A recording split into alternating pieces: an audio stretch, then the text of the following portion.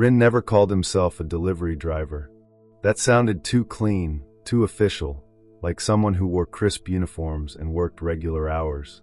What he did in Manila felt closer to being a runner in an endless maze, sweating through stop-and-go traffic, squeezing a battered scooter between buses, praying the next intersection wouldn't swallow him whole. That Tuesday started like every other day in peak season. Orders stacked so high the dispatch app looked like a broken slot machine. Food, documents, tiny parcels wrapped in too much tape. By noon, Rin's throat tasted like battery acid from cheap coffee, and his shirt clung to his back as if the humidity had glued it there. The city's heat wasn't just temperature, it was pressure. It pressed on your skin, in your ears, behind your eyes. He pushed through anyway. He always did. By 8 in the evening, the skyline had turned into a jagged row of silhouettes, the clouds stained purple and gray. The streetlights flickered on, one by one, as if the city was reluctantly waking up for a second shift. Rin delivered a padded envelope to a condo near the river, an easy drop, the kind that should have been the end of the day. In the elevator down, he rolled his shoulders and felt his neck crack. A sharp relief flashed through him. He thought about dinner, something oily and loud with flavor, then a shower cold enough to erase the day. Outside, he walked back to his scooter, popped the storage box, and did what his supervisor insisted on, a final sweep. It was supposed to prevent mistakes. It was supposed to keep the metrics clean. His hand touched a package he didn't remember. It was small, about the size of a thick book, wrapped in brown paper, sealed with twine like someone had tied it in a hurry. Rin frowned. He lifted it. Cold. Not cool from air conditioning cold. Not kept in a shaded bag cold. The paper itself felt like it had been stored inside a refrigerator, and the chill seeped into his fingertips. He turned it over and found a label printed in blocky, fading ink. The address didn't match his route. Not even close.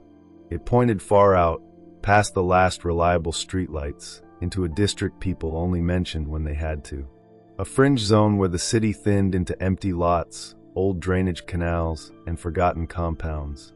The time on his phone read 8:47 p.m. Rin's stomach dropped. If he returned to the depot with an unscanned package, the system would flag it. His supervisor, Carlo, loved flags. Carlo collected them like trophies. For a full minute, Rin stood beside the scooter listening to the city breathe. Car horns, distant karaoke, a dog barking behind a gate. He tried to talk himself out of it. Mark it undeliverable. Too late. Unsafe area. Customer unavailable. But he knew how it went. Tomorrow would be worse. Tomorrow would have more orders. And the longer a package sat, the more it grew teeth. He sighed, dragged the phone from his pocket, and tapped the number printed on the label. It rang once. Twice. A click, and someone answered. Hello. The voice sounded clear. Too clear, like it wasn't traveling through a cheap speaker but coming from a clean, empty room. Rin straightened without meaning to. Good evening, ma'am. I'm calling from the courier service. I have a parcel addressed to Ms. Lila Dizon. Yes. The word landed flat, with no curiosity, no irritation, no warmth. Just a confirmation like a stamp. Rin swallowed. I'm quite far from your area right now. It might be late if I come tonight. Would tomorrow morning be okay? Silence. Not the awkward kind where someone thinks. Not the kind filled with breathing. It was a heavy pause, a blank stretch that made Rin check his screen to confirm the call hadn't dropped. Then the woman spoke again, slower this time. Bring it tonight. Rin tried to force a polite laugh. It may be close to midnight. I will be here, she said, as if that solved everything. I will wait. The line went dead. Rin stared at his phone. The air felt suddenly colder around his forearms. The scooter's engine ticked softly as it cooled, the sound sharp in his ears. Okay, he muttered to himself. Okay. Fine. He mounted the phone on the handlebar, entered the address into navigation, and started moving. For the first 20 minutes, it was normal. Manila at night was still Manila. Fluorescent convenience stores, tricycles weaving like insects, teenagers gathered around street-side grills. But the route kept pulling him outward. The buildings lowered. The sidewalks cracked. The light changed color, not bright white anymore, but dim amber from older lamps. Eventually, the app instructed him to take a turn he didn't like. It wasn't a road so much as a stretch of asphalt stitched between tall grasses and dark water. Drainage canals ran like thin black scars beside the lane, reflecting the streetlights in broken pieces. The air smelled different too, wet earth, algae, and something sweet that had started to rot. Rin slowed. No other vehicles. No pedestrians. No stray dogs. Even the insects seemed quieter. Continue for 2 kilometers, the navigation voice chirped, cheerful and wrong. Rin kept going, his headlight cutting a narrow cone through the dark. The asphalt turned rough, patched and repatched, as if the city had given up on making it smooth. Potholes jolted his arms. The package thumped lightly in the storage box behind him, like a heartbeat he wasn't sure belonged to the scooter. Then the app said, "Turn left." Rin eased off the throttle. At the intersection stood a small shrine, one of those roadside altars people left offerings at when they were afraid to drive past something. But this one looked old in a way that didn't come from weather alone. The paint was peeled. The roof sagged. Dried garlands hung like dead vines. Someone had once written a warning on the wooden post beside it, but time had smeared the letters into a stain. Rin glanced down the left turn. The lane was narrower than the one he was on. Trees leaned in, their branches knitting together above the road like a ceiling. Not banyan trees, these were thicker, older rain trees, their limbs twisting like joints. Long strands of moss dangled from them and brushed the air in lazy curtains. Rin felt the urge to keep driving straight. He could pretend the app glitched.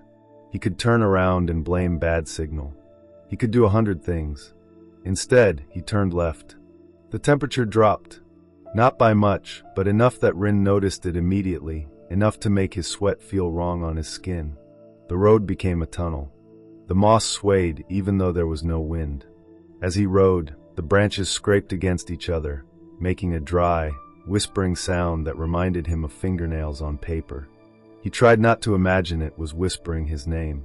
After what felt like too long, the trees thinned. The lane opened into a place that made Rin squeeze the brakes. A cluster of buildings sat ahead, low old structures, half hidden by vegetation. Houses on short stilts, concrete blocks with dark water stains, rusted balconies. It looked like a neighborhood that had been abandoned halfway through leaving, as if the people had packed and then stopped. The strangest part wasn't the buildings. It was the lack of life. No lights in the windows. No televisions. No voices. No karaoke. No barking dogs. Not even the distant rumble of a generator. The silence wasn't peaceful. It was thick, deliberate, like someone had stuffed cotton into the world. Rin's mouth went dry. "Maybe they sleep early," he whispered, as if saying it louder might make it true. The navigation pinged. "You have arrived." He stopped in front of a 2-story concrete walk-up. The exterior stairs rose along the side like a spine. The building's walls were streaked with black mold and water damage, but the structure was intact, too intact for a place this dead. Rin killed the engine. The sudden quiet made his ears ring. He took the parcel from the storage box. The paper felt even colder now. He clicked on his flashlight and walked toward the stairs. Each step echoed, hollow and loud. The sound bounced through the building, as if the place had been waiting to hear footsteps again. Second floor. Door number 207, painted in fading blue. Rin raised his hand and knocked. The knock sounded dull, absorbed. He knocked again, harder. For a moment, nothing happened. He considered turning around, leaving the package by the door, taking a photo for proof, and getting out. Then he heard it, a lock turning from the inside. The door opened slowly, not with a swing but with a careful, measured pull, as if the person inside didn't want to disturb the air. A woman stepped into the frame. She was beautiful in a way that didn't feel comforting. Her hair was long, straight, and so black it seemed to swallow the flashlight beam. She wore a simple house dress, pale fabric that made her skin look unnaturally light. Not fair, not powdered, but almost luminous, as if the light was coming from her, not from Rin's hand. Her eyes fixed on him without blinking. Rin forced his delivery smile. "Good evening, ma'am. Parcel for Ms. Lila Dizon." She extended a hand. Rin handed the package over, careful not to touch her skin. His fingers brushed hers anyway. Ice. The shock made his knuckles tighten. Her hand was not merely cold. It was the cold of metal left in shade, the cold of stone in a cellar. Rin felt it travel up his wrist like a warning. The woman didn't react. She held the parcel as if it weighed nothing and signed the screen on Rin's device with slow, precise strokes. When she finished, she turned slightly, as if to step back inside. Rin exhaled, relieved. His body had been braced without him noticing, shoulders tight, spine ready to run. Then her voice came again, closer now, lower. "Courier." Rin froze. He turned his head a fraction. "Yes, ma'am?" The woman didn't face him fully. Her body remained angled toward the dark interior of the apartment. But her head moved in a way that made Rin's throat seize. It rotated farther than it should have, smoothly, without strain, until she was looking at him from an impossible angle, chin tilted, eyes still unblinking. The corners of her mouth lifted into a smile that seemed too wide for her face, too certain. "When you leave," she said, her voice dropping into something rougher, "do not answer anyone who speaks to you." Rin couldn't find air. His tongue stuck to the roof of his mouth. The woman held his gaze, smiling, as if she'd delivered a helpful tip about traffic. "Even if they sound familiar," she added. Rin's legs moved before his mind caught up. He stepped back once, then again. Then he turned and went down the stairs too fast, his shoes slipping on damp concrete. He didn't look behind him. He didn't want to hear the door close. He reached the ground floor and almost ran to his scooter, hands shaking so hard he fumbled the keys. His flashlight beam skittered over the weeds and broken pavement like a panicked animal. Then from somewhere behind him, a voice called out, calm, polite, almost kindly. "Sir, are you lost?" Rin's head snapped halfway around before he remembered the warning. He stopped mid-turn, muscles screaming at him to finish the motion. He didn't. He stared at the scooter's handlebars instead, forcing himself to breathe through his nose. The voice continued, closer now. "It's not safe here at night."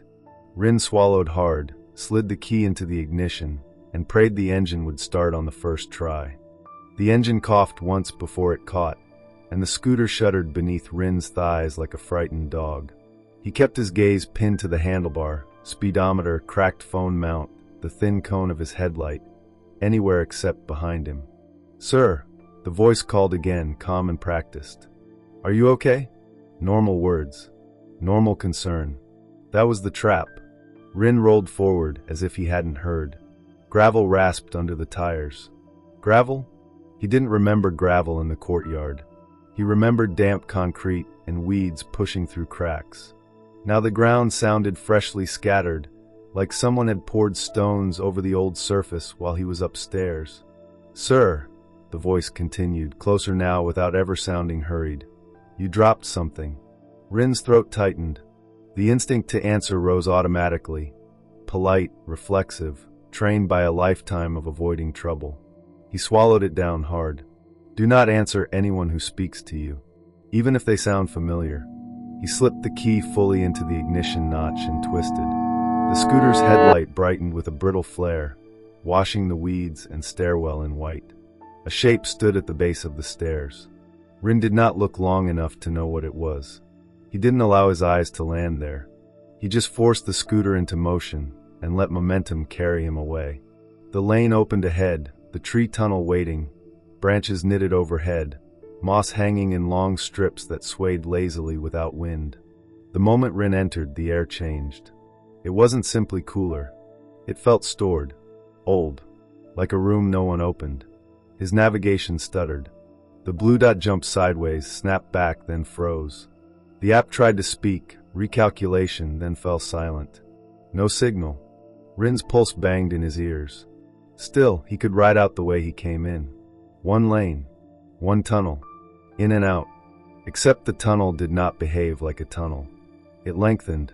The road stayed straight, yet the trees seemed to slide closer together. His headlight didn't reach as far as it should have. The moss curtains dipped lower, brushing his shoulders. One strand grazed his cheek, wet, cold, and for a split second his skin insisted it was hair. He jerked, nearly clipping the canal edge. Then he saw them. At first, they were only interruptions in darkness, silhouettes where silhouettes didn't belong. A person-shaped patch by the grass, another between trunks, another standing too neatly at the shoulder of the road, as if waiting for a ride. Rin slowed despite himself. His headlight caught the nearest figure, an elderly woman in a faded house dress, thin arms hanging loose. Her posture was wrong, upright but slack, like a puppet held by a string. She swayed gently. No wind. As Rin drew level, her head moved. Not a turn. A snap. His body reacted before his mind could label what he saw. His hands tightened. His stomach tried to empty itself. The scooter wobbled, tires slipping on wet leaves. Her face was smooth. Not masked, erased. No eyes, no nostrils, no mouth. Just skin pulled tight over the suggestion of bone. Rin clenched his jaw so hard his teeth hurt. He rode on. From somewhere under the trees a voice spoke softly, close enough to feel like it came from inside his helmet. Rin. It sounded like his mother calling him in from the rain. The warmth of that familiarity almost broke him. He nearly answered out of pure muscle memory. He bit the inside of his cheek until blood flooded his mouth, coppery and real. He did not answer. The name came again, from the other side of the road, same word, different voice. Rin, wait. Then another, overlapping, careful and coaxing. You're going the wrong way. The engine coughed once before it caught, and the scooter shuddered beneath Rin's thighs like a frightened dog. He kept his gaze pinned to the handlebar, speedometer, cracked phone mount, the thin cone of his headlight, anywhere except behind him. Sir, the voice called again, calm and practiced. Are you okay? Normal words. Normal concern. That was the trap. Rin rolled forward as if he hadn't heard. Gravel rasped under the tires. Gravel? He didn't remember gravel in the courtyard. He remembered damp concrete and weeds pushing through cracks. Now the ground sounded freshly scattered, like someone had poured stones over the old surface while he was upstairs. Sir, the voice continued, closer now without ever sounding hurried. You dropped something. Rin's throat tightened. The instinct to answer rose automatically, polite, reflexive, trained by a lifetime of avoiding trouble. He swallowed it down hard. Do not answer anyone who speaks to you, even if they sound familiar. He slipped the key fully into the ignition notch and twisted. The scooter's headlight brightened with a brittle flare, washing the weeds and stairwell in white. A shape stood at the base of the stairs. Rin did not look long enough to know what it was. He didn't allow his eyes to land there. He just forced the scooter into motion and let momentum carry him away. The lane opened ahead, the tree tunnel waiting, branches knitted overhead, moss hanging in long strips that swayed lazily without wind. The moment Rin entered, the air changed. It wasn't simply cooler. It felt stored, old, like a room no one opened.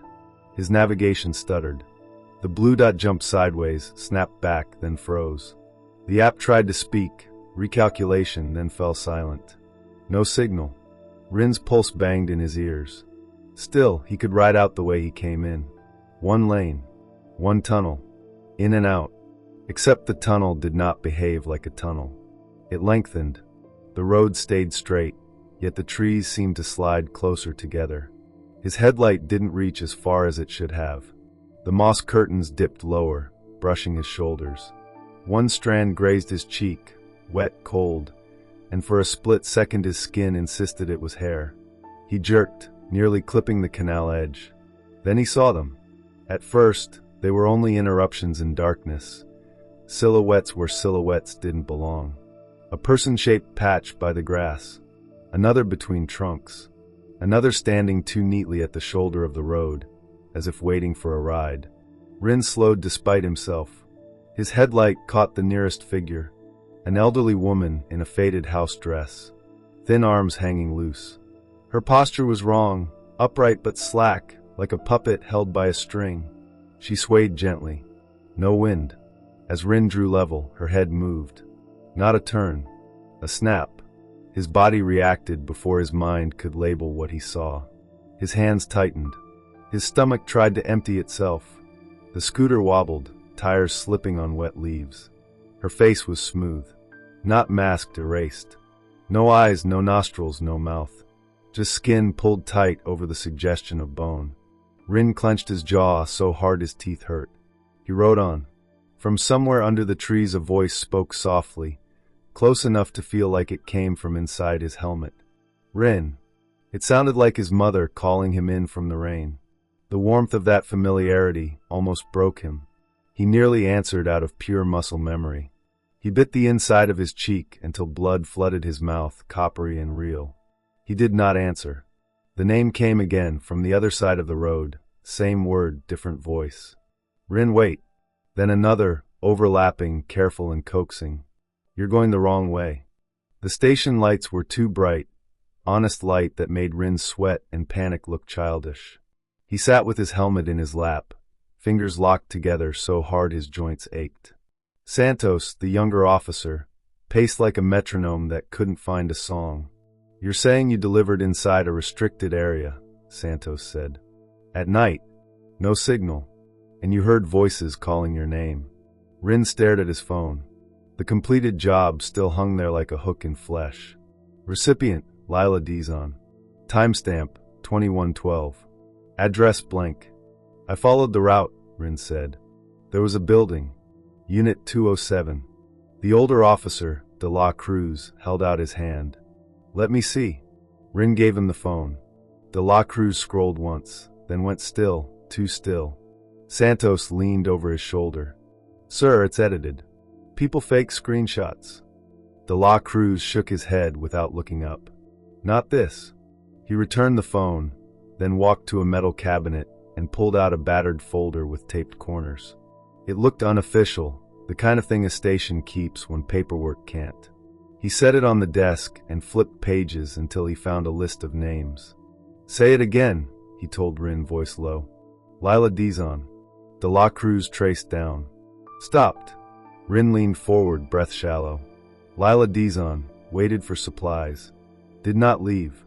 Rin's stomach dropped. This is from the outbreak? De La Cruz nodded once. A quarantine compound used to be inside that lane, he said. They cleared it, sealed the grounds. Maps changed. Addresses disappeared. Rin swallowed. Then why did my app route me there? De La Cruz didn't answer right away. He looked at Rin like he was deciding whether the next sentence would harm more than help. Some places don't stay empty, he said finally. Some moments don't end. Santos scoffed, but it came out thin.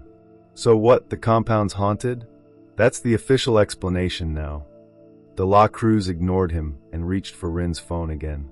Open the completed delivery, he said. The signature. Rin frowned. She signed in front of me. Show me, De La Cruz repeated.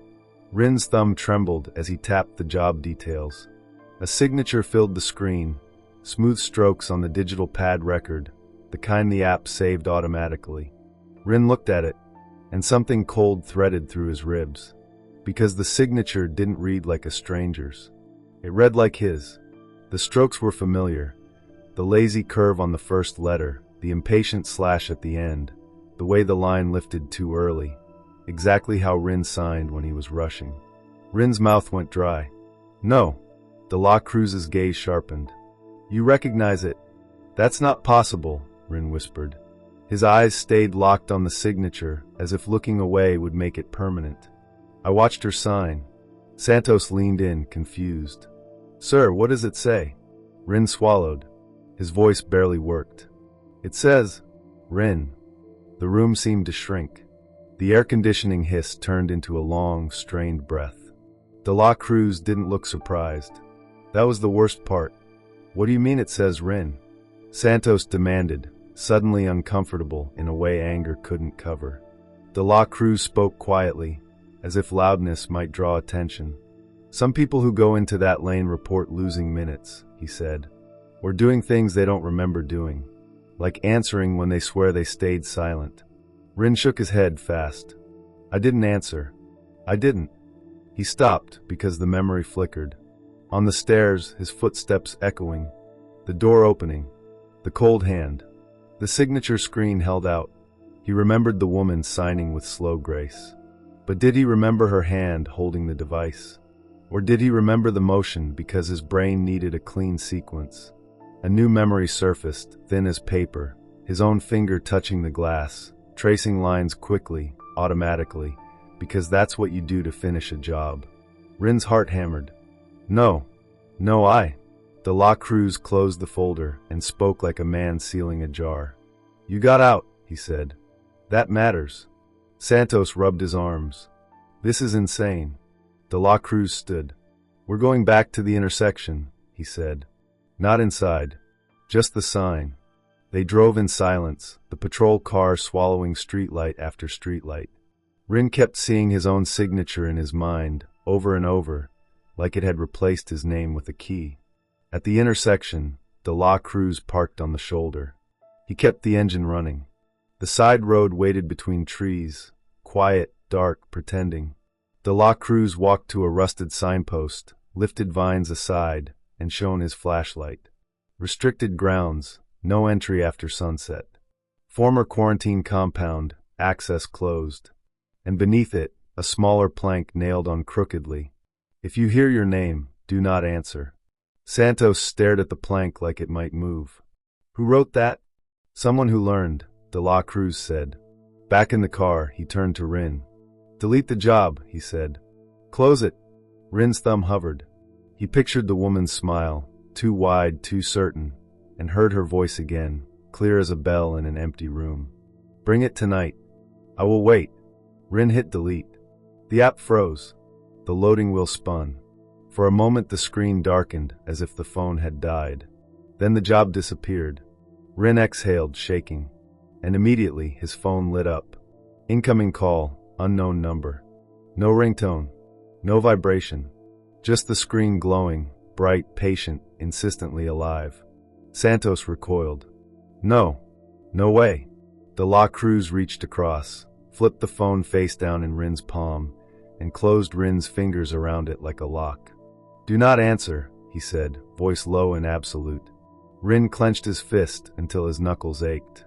The screen pulsed once against his skin, warmth through glass. Then it went still. De La Cruz stared at the side road through the windshield. They don't always want to hurt you, he said. Sometimes they just want you to respond. To give them your voice. Your name. Rin swallowed hard, throat raw. Because now he understood the new horror. He might never have delivered anything at all. He might have simply signed himself into a moment that was waiting for a signature, any signature, to complete it. When Rin got home, he left every light on. He didn't charge his phone. He didn't turn it face up. He sat on the edge of his bed with the pendant De La Cruz gave him pressed in his palm until it left an imprint. Near dawn, he finally slept. And in his dream, he stood in a stairwell that echoed too loudly. A device was held out toward him. A signature line waited like an open mouth. From behind the door, a woman's voice whispered, perfectly calm. Sign. Rin woke with his hand clenched in the air, fingers tracing letters on nothing. He didn't know if he'd been answering. He only knew he'd been writing.